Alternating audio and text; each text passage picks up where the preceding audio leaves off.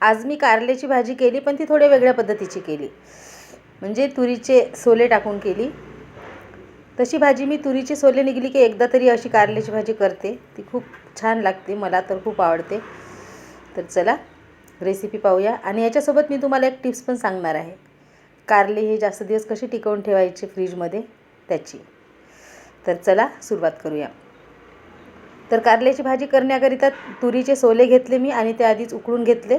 उकळून असे जाळीच्या भांड्यामध्ये मी काढून घेतले. आणि हे कारले मी मंगळवारला आठवडी बाजारातून आणले होते. असे जर तुम्ही फ्रीजमध्ये ठेवाल प्लास्टिकमध्ये टाकून तर ते पिकल्यासारखे होतात आणि खराब होतात. आज रविवार आहे, तर अशा प्रकारे जर कारले छान स्वच्छ धुवून चिरून एअरटाईट कंटेनरमध्ये ठेवले तर कारले 10 दिवससुद्धा चांगले राहतील. तुम्ही नक्की करून पहा. तर कारले मी कढईमध्ये तेल घेतलं.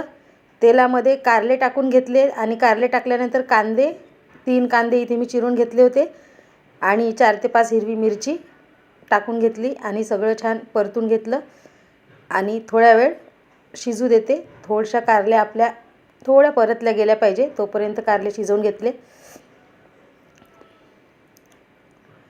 त्याच्यानंतर उकळलेले हे तुरीचे सोले त्याच्यामध्ये टाकून घेतले आणि आता व्यवस्थित मी परतून घेणार आहे आणि परत थोड्या कारल्या छान परतल्या जाईल तोसवर हे मी शिजवून घेणार आहे.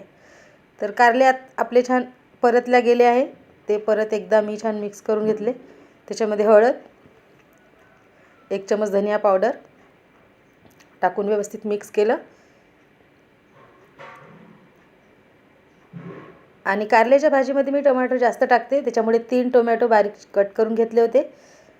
ते टाकून घेतले कारल्याच्या भाजीमध्ये आणि छान मिक्स करून घेतलं आणि थोड्या वेळ मी कारल्याची भाजी शिजू देणार आहे. टमाटर टाकल्यानंतर थोड्या वेळ शिजल्यानंतर चवीप्रमाणे तिखट, मीठ टाकून घेतलं आणि मिक्स करून पूर्ण भाजी ही शिजवून घेतली.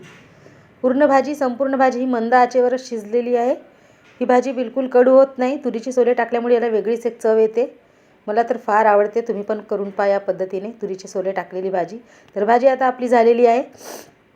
त्याच्यामध्ये काळा मसाला, भरपूर असा सांबार मिक्स करून घेतलं.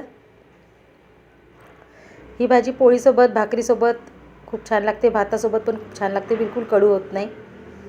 खूप टेस्टी अशी भाजी तयार झालेली आहे. तुम्ही पण अशा पद्धतीने भाजी करून पहा आणि खाऊन पहा आणि मला कमेंट करून नक्की सांगा की कशी झाली तुमची भाजी. तर हा माझा व्हिडिओ आवडला असेल तर नक्की सबस्क्राईब करा, माझ्या फेसबुक पेजला फॉलो करा आणि माझ्या व्हिडिओला लाईक करा. पुन्हा भेटू अशाच एका नवीन व्हिडिओसोबत.